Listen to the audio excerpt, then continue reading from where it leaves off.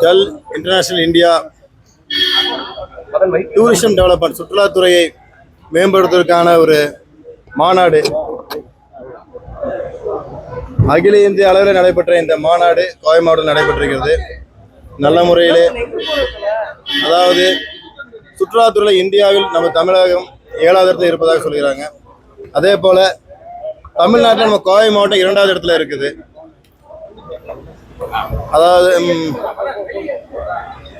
Beach அது மாதிரி ஒரு முக்கியமான ஒரு சுற்றுலா இது இல்லாமல் பொழுதுபோக்கு அம்சங்கள் இல்லாத ஒரு மாவட்டத்தில் தமிழகத்தில் 2வது இடத்துல இருக்குதுன்னு சொல்லும்போது நம்ம கோவை மாவட்டத்தில் அனைத்து மக்களும் பெருமை கொள்ள வேண்டிய விஷயமா இருக்குது. இன்று ஆன்மீகம், கல்வி, மருத்துவம் மற்றும் இயற்கையை விரும்பக்கூடிய அனைவருமே இன்று கோவை மாவட்டத்தை விரும்பி சுற்றுலாவுக்கு வர்றாங்க. ஸோ இதனால் நம்ம சுற்றுலாத்துறை மேம்பேலும் வலுப்பெற்று இருக்குது. கூடியவரில் தமிழகத்தில் கோவை மாவட்டம் முதன்மை இடத்தை பிடிக்கும். அதே போல் இந்திய அளவில் தமிழகம் முதல் இடத்துல வர வேண்டும் என்பது நமது நோக்கமாக இருக்கிறது. அனைத்து துறையுமே, அதாவது நம்ம தமிழக முதலமைச்சர் அவர்கள் பொறுப்பேற்ற பிறகு அனைத்து துறையுமே மிக சுறுசுறுப்பாக இயங்கிக் கொண்டிருப்பதை நம்ம அனைத்து மக்களும், தமிழகத்தில் அனைத்து மக்களும் பார்த்துட்டு தான் இருக்கிறாங்க. அதில் சுற்றுலாத்துறையும் ஒன்று தான். நிச்சயமாக தமிழகத்தை முதலிடத்தில் கொண்டு வருவதற்குண்டான அனைத்து பணிகளும் நம்ம சுற்றுலாத்துறை மூலமா செயல்படுத்தப்படும் எங்களுக்கு தெரியும். சுற்றுலாத்துறை அமைச்சர் அவர்கள் வந்திருந்தார். மாண்புமிகு சுற்றுலாத்துறை அமைச்சர் அவர்கள் ராஜேஷ்குமார் வந்திருந்தாரு. நல்ல முறையில் நம்ம கோயம்புத்தூருக்கு அனைத்துமே அவருக்கு தெரிஞ்சவர் தான். ஏற்கனவே இப்போ கோயம்புத்தூர் நமக்கு அவருக்கு பரிசமான ஒரு மாவட்டம் தான். அதனால கோவை மாவட்டத்தை பற்றி ரொம்ப அதிகமாக நம்மளோட அதிகமாக தெரிஞ்சு வச்சிருக்காரு. கோவை மாவட்டத்துக்கு உண்டான சுற்றுலாத்துறைக்கு உண்டான அனைத்து மேம்படுத்தக்கூடிய அனைத்து பணிகளுமே மேற்கொள்வதாக நமக்கு சொல்லியிருக்காரு. மிக சந்தோஷமா இருக்கு. இந்த நேரத்தில் மாண்புமிகு சுற்றுலாத்துறை அமைச்சர்களுக்கும் மாண்புமிகு தமிழக முதலமைச்சர்களுக்கும் நன்றி கூற கடமைப்பட்டிருக்கு. கோவை மாவட்டத்தில் பொறுப்பு அமைச்சராக என்ற முறையில்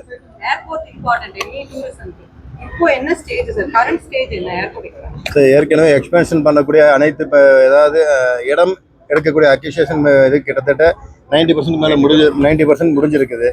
இன்னும் 10% இருக்கு. கூடிய விரைவில் உலகத்தரம் வாய்ந்த அனைத்து விமான சேவைகளும் சொல்லி முடிச்சுக்கோங்க மேடம்.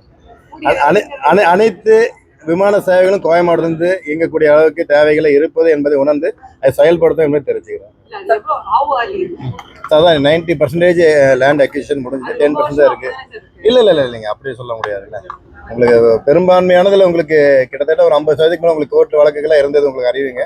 ஸோ அதெல்லாமே முடிஞ்சு இப்போ 90% வந்து அந்த கோர்ட் வழக்குகள்லாம் நமக்கு சாதகமாக வந்திருக்குது.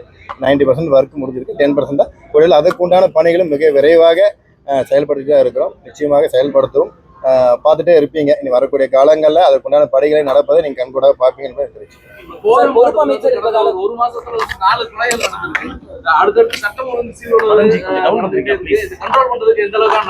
ஊடக நண்பர்கள், உங்களுக்கு தெரிய விஷயம் ஒன்றும் இல்லை சார். கடந்த காலத்தை விட இப்போ சமீபத்தில் வந்து பார்த்தீங்கன்னா எத்தனை இடத்துல வந்து இந்த போதைப் பொருட்களை நடமாட்டத்தை கட்டுப்படுத்திட்டு இருக்கிறோம். எத்தனை இடத்துல அந்த போதைப் பொருட்களை வந்து கைப்பற்றி இருக்கிறோம். அதுக்குண்டான நபர்களை கைது செய்வதற்கு நீங்கள் பார்த்துட்டு தான் இருக்கீங்க. தினந்தோறும் நீங்கள் பேப்பரில் உங்களுக்கு தெரியாத விஷயம் இல்லை. உங்களை பப்ளிக்கை விட உங்களுக்கு அதிகமாக தெரிஞ்சிருக்கிற வாய்ப்புகள் அதிகமாக இருக்குது. எல்லா பக்கமும் போதைப் பொருள் தடுப்புக்கு உண்டான அனைத்து நடவடிக்கைகளும் காவல்துறை இரும்புக்கரம் கொண்டு செயல்படுத்திட்டு இருக்கு. நீங்கள் பார்த்துட்டு தான் இருக்கிறீங்க. நிச்சயமாக இந்த முயற்சி தொடரும். அதே வேளையில் பொதுமக்கள் அனைவருக்குமே அதற்கு உண்டான பொறுப்புகள் இருக்கிறது. ஏன்னா இன்னைக்கு எல்லா இளைஞர்கள் இல்லாத வீடு இல்லை, மாணவர்கள் இல்லாத வீடு இல்லை. ஸோ எல்லாரும் பெற்றோர்களும் அவங்களோட பிள்ளைகளை வந்து ஒரு கவனத்தோடு பார்த்துக்க வேண்டிய சூழ்நிலை இருக்குது. அதே சமயத்தில் போதைப்பொருள் நடமாட்டத்தை தடுக்கிறதுக்கு உண்டான பணிகள் நமது முதலமைச்சர் அவர்களுடைய மேற்பார்வையில் மிக கடுமையான முறையில் செயல்படுத்த இருக்கின்றோம் என்பதை எனக்கு தெரிவிச்சுக்கிறேன் சார். ஆகஸ்ட் மாசத்துல மட்டும் முதல் 12 நாள்ல சட்டப்பேரவை எதிர்க்கிற அளவுக்கு அது விவாதங்கள் போயிட்டு இருக்கக்கூடிய அதே நாள் நேற்றுக்கு நைட்டே ஒரு லேடியா வீட்டுக்குள்ள கொண்டிருக்காங்க பாப்பநாயக்கம் நிலையத்துல. ஸ்ட்ரிஞ்சன்ட் ஆக்ஷன் எடுக்கிறதுக்கு மாவட்ட நிர்வாகங்களை அழைச்சு பொறுப்பு அமைச்சரா நீங்க எதிர்ப்பு போட போறீங்களா? கோவை மாவட்டத்தில் சட்டம் ஒழுங்கை பாதுகாக்க எந்த மாதிரி நடவடிக்கை எடுக்க போறீங்க? நிச்சயமா சார். தொடர்ந்து நாங்கள் வாரம் நான் கோயம்புத்தூருக்கு வரும்பொழுதெல்லாம் மாவட்ட ஆட்சியாளர்களும் காவல்துறை கண்காணிப்பாளர்கள் அப்புறம் சூப்பரண்ட் ஆஃப் போலீஸ் அனைவரிடமே நான் தொடர்பு கொண்டு சட்டம் ஒழுங்கு பிரச்சனை மட்டும் இல்லை அனைத்து துறையான விவாதங்களும் நான் உங்ககிட்ட வந்து நாங்கள் கேட்டுட்டு தான் இருக்கிறோம். அதே போல் நமது காவல்துறை அனைத்து துறைகளும் மிக சிறப்பான முறையில் செயல்படுறதா இருக்குது. நீங்கள் சொல்லக்கூடிய இன்சிடென்ட் கூட அதற்குண்டான விசாரணைகள் முறையான முறையில் செயல்படுத்த இருக்கிறாங்க. எந்த ஒரு தெளிவுகளும் இல்லை.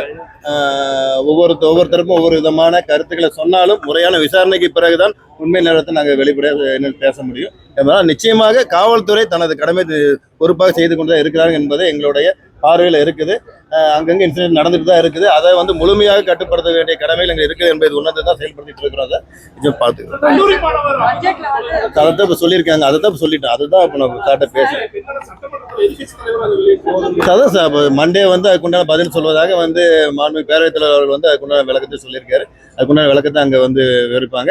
அதற்கு உண்டான விசாரணைகள், முறையான விசாரணைகள் மேற்கொண்டு அதுக்கு உண்டான தெளிவான பதில்களும் அங்கே அளிப்போம் என்று தெரிவிச்சிருக்கோம்.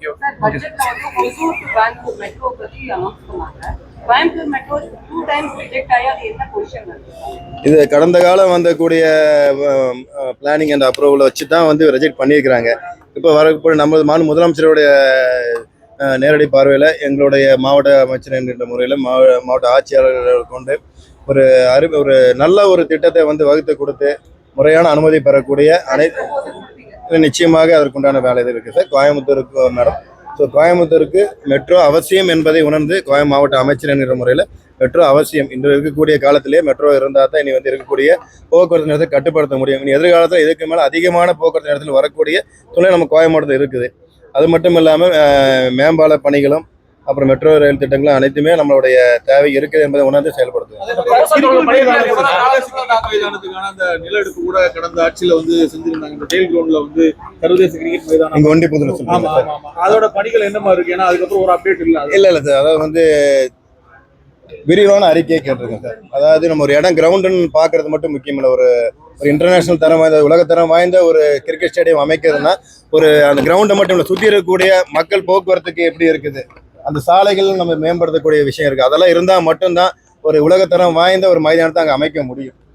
அதனால வந்து அதை எல்லாமே பார்த்துட்டு அது இடம் சரியாக இருந்தால் அங்கே நம்ம ப்ரொபோசல் நம்ம வந்து அக்செப்ட் பண்ணி நம்ம செயல்படுத்தோம். இல்லைன்னா அது வேற ஒரு பல பகுதிகளில் நம்ம அதை சொல்லியிருக்கிறாங்க. ஸோ அதையும் நம்ம வந்து நம்மளுடைய கருத்தாக எடுத்துக்கொண்டு அதையும் நம்ம செயல்படுத்துறதுக்கு பார்ப்போம்.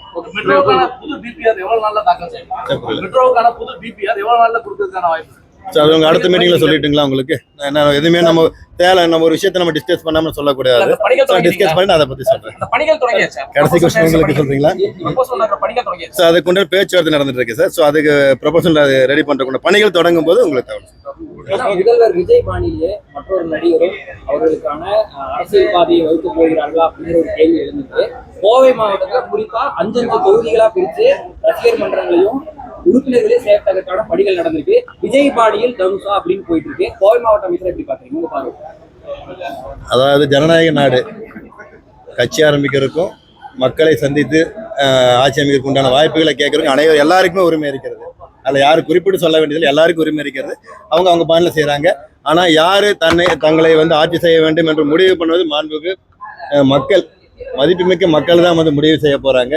ஸோ அதனால் ஜனநாயகத்தில் எல்லாருமே செய்யலாம், அது யாருக்கும் இது கிடையாது. அவங்களுடைய பாதையில் அவங்க பண்ணட்டும். ஸோ மக்கள் முடிவு எதாக இருந்தாலும் நம்ம இன்னைக்கு மக்கள் வந்து எங்களை ஏற்றிருக்காங்க. முதலமைச்சர் அவர்களை இன்னைக்கு வந்து மக்கள் ஏற்றிருக்காங்க. அதனால ஒரு சிறப்பான ஒரு ஆட்சி நடைபெற்று கொண்டிருக்கிறது என்பது மட்டும் இதெல்லாம் தெரிவிச்சுக்கிறேன். நன்றி சார். தேங்க்யூ.